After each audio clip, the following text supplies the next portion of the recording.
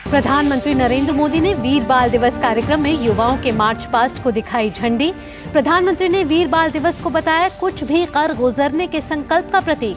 कहा, आज दुनिया के लिए अवसरों की भूमि के रूप में पहली पंक्ति में खड़ा है भारत।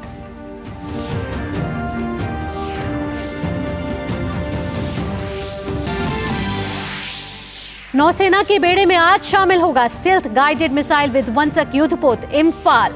मुंबई में नौसेना के डॉकयार्ड पर रक्षा मंत्री राजनाथ सिंह की मौजूदगी में किया जाएगा शामिल।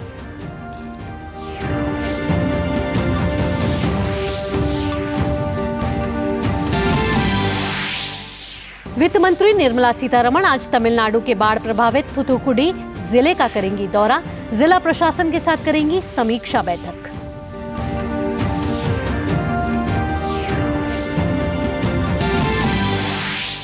विदेश मंत्री डॉक्टर एस जयशंकर के रूस दौरे का आज दूसरा दिन। कल रूस के प्रमुख रणनीतिकार के साथ की बैठक। कनेक्टिविटी, बहुपक्षवाद समेत कई मुद्दों पर हुई चर्चा।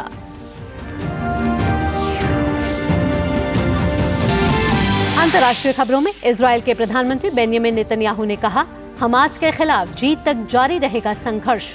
नेतन्याहू ने संसद को किया संबोधित।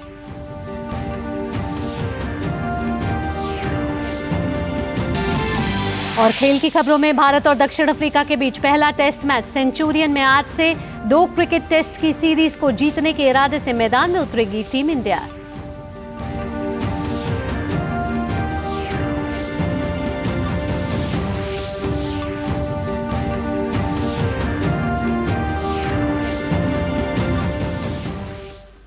नमस्कार, डीडी न्यूज पर आप सभी का स्वागत है। मैं हूं आपके साथ भावना नैयर। सुर्खियों के बाद अब खबरें विस्तार से। प्रधानमंत्री नरेंद्र मोदी नई दिल्ली स्थित भारत मंडपम में आयोजित वीर बाल दिवस के कार्यक्रम में शामिल हुए।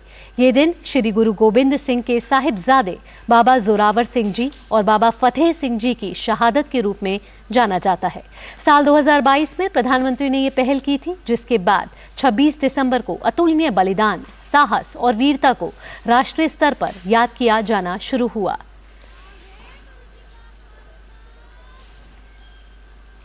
वीर बाल दिवस भारतीयता की रक्षा के लिए कुछ भी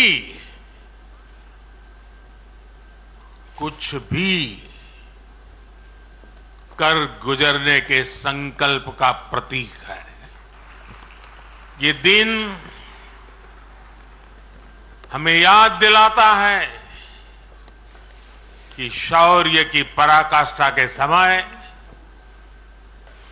कम आयु मायने नहीं रखती। ये उस महान विरासत का पर्व है जहां गुरु कहते थे, सूरा सो पहचानिए,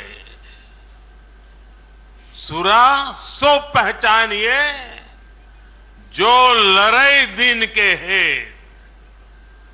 पुरजा पुरजा कट मरे, कबहू ना छाड़े खेत।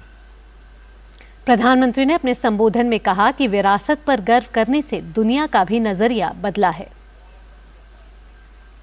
आज के भारत के लिए साहिबजादों का बलिदान राष्ट्रीय प्रेरणा का विषय है। आज के भारत में भगवान बिरसा मुंडा का बलिदान, गोविंद गुरु का बलिदान पूरे राष्ट्र को प्रेरणा देता है। और जब कोई देश अपनी विरासत पर ऐसे गर्व करते हुए आगे बढ़ता है तो दुनिया भी उसे सम्मान से देखती है, सम्मान देती है। प्रधानमंत्री नरेंद्र मोदी ने वीर बाल दिवस कार्यक्रम में युवाओं के मार्च पास्ट को झंडी दिखाई। प्रस्थान कर रहे हैं मार्च पास्ट में हिस्सा लेते हुए माननीय प्रधानमंत्री महोदय का अभिवादन करते हुए और उनका आशीष, उनका सानिध्य प्राप्त करते हुए कदम कदम बढ़ाए जा, खुशी के गीत गाए जा। ये जिंदगी है कौम की तो कौम पे लुटाए जा।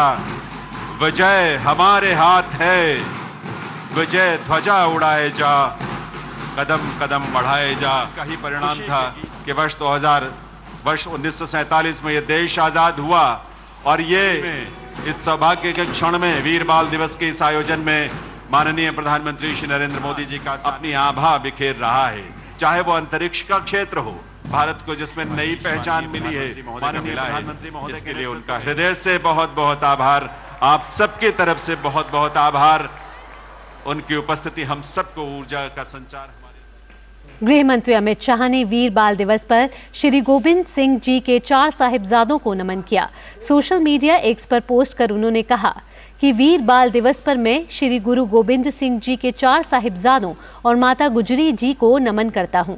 सर्वोच्च साहस के साथ वे क्रूर मुगल शासन के खिलाफ खड़े हुए और धर्म परिवर्तन से इनकार करते हुए शहादत को चुना। उनकी अतुलनीय वीरता आने वाली पीढ़ियों को प्रेरित करती रहेगी। प्रधानमंत्री मोदी जी ने उनके शहादत दिवस को वीर बाल दिवस के रूप में घोषित कर उनके बलिदान की गाथा को देश और दुनिया के कोने कोने तक पहुंचाया है। राजस्थान के मुख्यमंत्री भजनलाल शर्मा ने वीर बाल दिवस के अवसर पर जयपुर के गुरुद्वारा राजा पार्क में दर्शन किए और मत्था टेका।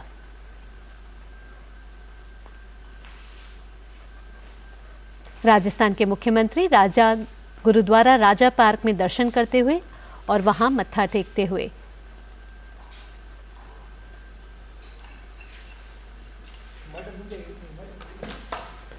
केंद्रीय मंत्री अनुराग सिंह ठाकुर ने वीर बाल दिवस पर श्री गुरु गोविंद सिंह जी के साहिबजादों को नमन किया। सोशल मीडिया एक्स पर पोस्ट कर उन्होंने कहा कि वीर बाल दिवस के अवसर पर धर्म, राष्ट्र और मातृभूमि की रक्षा में श्री गोविंद सिंह जी के साहिबजादों बाबा जोरावर सिंह जी और बाबा फतेह सिंह जी के सर्वोच्च बलिदान को नमन करता हूं। उनका त्याग, बलिदान और समर्पण युगों युगों तक प्रेरणादायी रहेगा। आइए बढ़ते हैं अन्य खबरों की ओर। भारतीय नौसेना आज नौसेना डॉकयार्ड मुंबई में अपने नवीनतम स्टेल्थ गाइडेड मिसाइल विध्वंसक इम्फाल को अपने बेड़े में शामिल करने के लिए पूरी तरह से तैयार है। कार्यक्रम में रक्षा मंत्री राजनाथ सिंह मुख्य अतिथि के तौर पर शामिल होंगे। यह आयोजन 4 विशाखापत्तनम श्रेणी के विध्वंसकों में से तीसरे को नौसेना में औपचारिक रूप से शामिल करने का प्रतीक है। इसे स्वदेशी रूप से भारतीय नौसेना के संस्थानिक संगठन युद्धपोत डिजाइन ब्यूरो द्वारा डिजाइन किया गया है। इसका निर्माण मझगांव डॉक लिमिटेड मुंबई ने किया है। खास बात यह है कि इम्फाल विध्वंसक पहला युद्धपोत है जिसका नाम उत्तर पूर्व के एक शहर के नाम पर रखा गया है, जो राष्ट्रीय सुरक्षा, संप्रभुता और समृद्धि के लिए क्षेत्र के महत्व को रेखांकित करता है। इसके लिए राष्ट्रपति ने 16 अप्रैल 2019 को मंजूरी दे दी थी। इम्फाल को इस साल 20 अक्टूबर को भारतीय नौसेना को सौंप दिया गया था। युद्धपोत इम्फाल इस साल नवंबर में विस्तारित रेंज वाली सुपरसोनिक ब्रह्मोस मिसाइल का सफलतापूर्वक परीक्षण किया, जो बेड़े में शामिल किए जाने से पहले किसी भी स्वदेशी युद्धपोत के लिए पहला था, जो नौसेना के युद्ध प्रभावशीलता और अपने अत्याधुनिक स्वदेशी हथियारों और प्लेटफॉर्मों में विश्वास पर जोर का प्रदर्शन है। इस बड़ी उपलब्धि के बाद आईएनएस इम्फाल के शिखर का अनावरण रक्षा मंत्री ने पिछले महीने 28 नवंबर को नई दिल्ली में मणिपुर के मुख्यमंत्री और अन्य वरिष्ठ गणमान्य व्यक्तियों की उपस्थिति में किया। कमिश्निंग के बाद आईएनएस इम्फाल पश्चिमी नौसेना कमान में शामिल हो जाएगा। नौसैनिक बेड़े में शामिल होने वाला इम्फाल एक अत्याधुनिक युद्धपोत है। 163 मीटर लंबाई, 7,400 टन वजन और 75% स्वदेशी सामग्री के साथ इम्फाल को भारत में निर्मित सबसे शक्तिशाली युद्धपोतों में से एक माना जाता है। यह आत्मनिर्भर भारत के राष्ट्रीय दृष्टिकोण को आगे बढ़ाने में भारत की बढ़ती जहाज निर्माण क्षमता का प्रमाण है।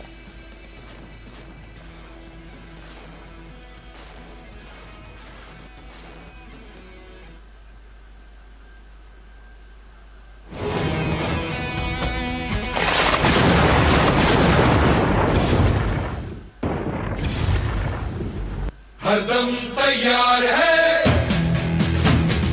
बिल्कुल तैयार है, हरदम तैयार है, बिल्कुल तैयार है, जी जान से तैयार है।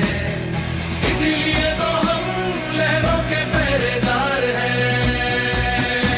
जय भारती, जय भारती, हम हैं नौसेना, हम हैं भारत के सारथी। जय भारती,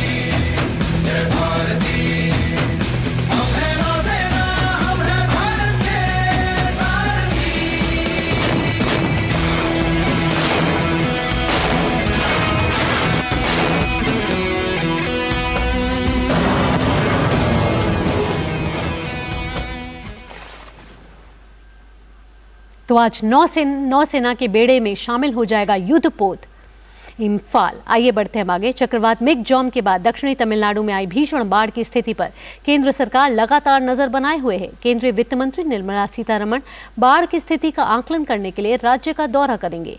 निर्मला सीतारमण आज तमिलनाडु के बाढ़ प्रभावित थुथुकुडी जिले का दौरा करेंगी और जिला प्रशासन के साथ समीक्षा बैठक करेंगी। गौरतलब है कि हाल ही में निर्मला सीतारमण ने मीडिया को संबोधित करते हुए आरोप लगाया था कि मुख्यमंत्री एम.के. स्टालिन की सरकार भारी बारिश से निपटने के लिए तैयार नहीं थी। उन्होंने कहा था कि केंद्र ने दक्षिणी जिलों में भारी बारिश से पहले ही राज्य आपदा मोचन बल के तहत राज्य का 900 करोड़ रुपए का हिस्सा 2 किश्तों में जारी किया था। दूसरी किश्त 12 दिसंबर को बारिश से पहले जारी की गई थी। राज्य की द्रमुक सरकार कह रही थी कि केंद्र ने केवल तमिलनाडु के लिए ही SDRF का हिस्सा जारी किया था और बारिश राहत उपायों के लिए राष्ट्रीय आपदा प्रतिक्रिया बल NDRF से कोई सहायता जारी नहीं की है। वहीं नौसेना, NDRF और अन्य एजेंसियां राज्य में राहत और बचाव कार्यों में जुटी हुई हैं। आइए बढ़ते हैं अगली खबर की ओर। केंद्रीय गृह मंत्री अमित शाह और भाजपा के राष्ट्रीय अध्यक्ष JP नड्डा आज पश्चिम बंगाल के दौरे पर हैं। गृह मंत्री अमित शाह और भाजपा अध्यक्ष ने कोलकाता में गुरुद्वारा बड़ा सिख संगत में मत्था टेका। अपने दौरे के दौरान वह कालीपीठ, शक्तिपीठ में पूजा अर्चना करेंगे। इसके बाद प्रदेश कोर ग्रुप की बैठक में शामिल होंगे। वहीं शाम को IT और सोशल मीडिया मीट में वे भाग लेंगे। आपको बता दें कि विदेश मंत्री डॉक्टर S जयशंकर के रूस के दौरे का आज दूसरा दिन है। विदेश मंत्री ने कल रूस के प्रमुख रणनीतिकार के साथ बैठक की। इस दौरान उनके बीच कनेक्टिविटी, बहुपक्षवाद, बड़ी ताकतों के बीच प्रतिस्पर्धा और क्षेत्रीय संघर्षों के मुद्दों पर चर्चा हुई। उन्होंने पुनः संतुलन के महत्व और उभरते विभिन्न ध्रुवों के बारे में भी बात की। अपने दौरे के दौरान विदेश मंत्री रूस के उप प्रधानमंत्री और उद्योग और व्यापार मंत्री डेनिस मेंटूरोव के साथ भी आर्थिक मामलों पर विचार विमर्श करेंगे। साथ ही अपने समकक्ष रूस के विदेश मंत्री सर्गेई लावरोव से द्विपक्षीय, बहुपक्षीय और अंतर्राष्ट्रीय मुद्दों पर बातचीत करेंगे। विदेश मंत्रालय के अनुसार इस यात्रा में दोनों देशों के बीच आपसी संपर्क और सांस्कृतिक आदान प्रदान पर विशेष बल दिया जाएगा। मंत्रालय ने कहा कि भारत रूस साझेदारी स्थिर और मजबूत बनी हुई है। दोनों देशों के बीच साझेदारी विशेष और विशेषाधिकार रणनीतिक साझेदारी के तहत जारी है। भारतीय नौसेना के विस्फोटक आयुध रोधी दल ने अरब सागर में ड्रोन हमले का सामना करने वाले व्यापारिक जहाज MV केम प्लूटो के कल मुंबई पहुंचने पर उसका विस्तृत निरीक्षण किया। नौसेना के अधिकारियों ने कहा कि हमले वाली जगह और जहाज पर पाए गए मलबे का विश्लेषण करने ड्रोन हमले का संकेत मिलता है और सभी विवरणों का पता लगाने के लिए आगे फॉरेंसिक और तकनीकी विश्लेषण की आवश्यकता होगी। वाणिज्यिक जहाजों पर हमलों के मद्देनजर नौसेना ने अरब सागर में 3 युद्धपोतों को तैनात कर दिया है। मानव तस्करी के संदेह में पेरिस के पास वॉटरी एयरपोर्ट पर 4 दिन से जिस भारतीय विमान को रोका गया है, आखिरकार वह आज मुंबई पहुंच गया है।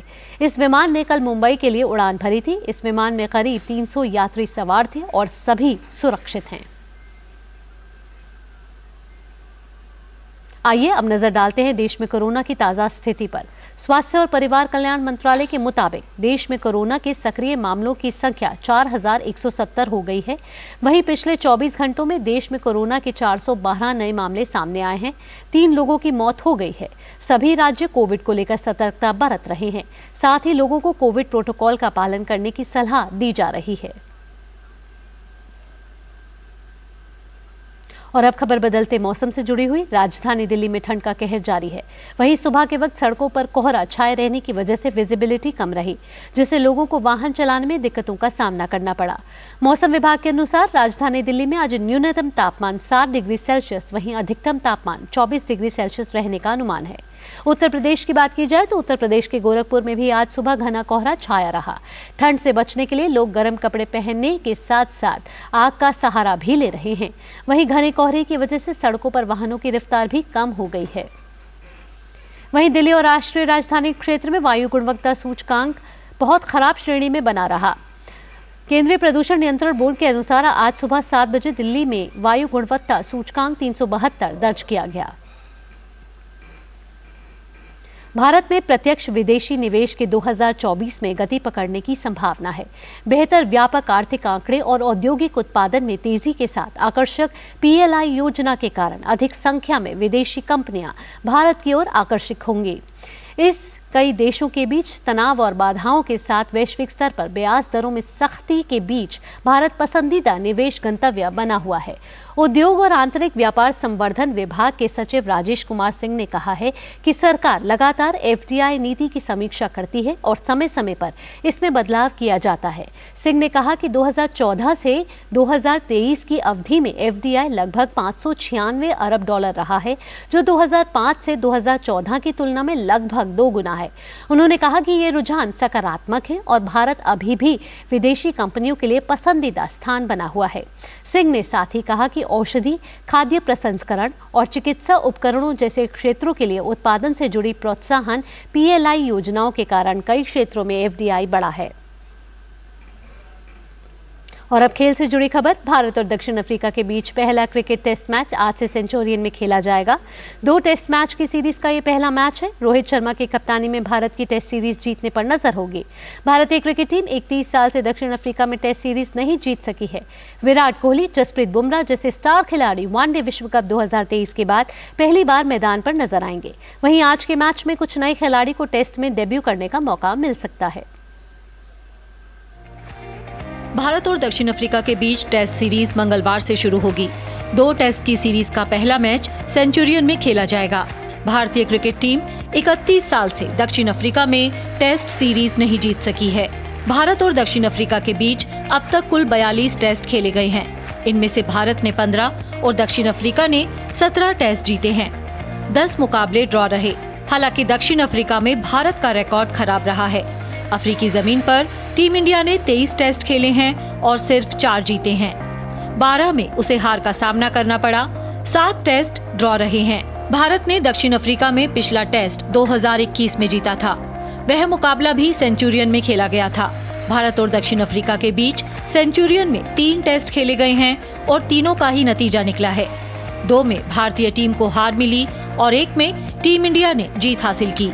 दक्षिण अफ्रीका में भारत के हालिया प्रदर्शन पर नजर डालें तो 16 साल में भारत ने दक्षिण अफ्रीका के पिछले 5 दौरों में से 4 में 1 टेस्ट जीता है। 4 बार वे सीरीज को निर्णायक टेस्ट में ले जाने में कामयाब रहे। वहीं 2 बार वे सीरीज में बढ़त बनाने में कामयाब रहे। दक्षिण अफ्रीका के दौरे पर भारतीय टीम T20 सीरीज और वनडे सीरीज खेल चुकी है।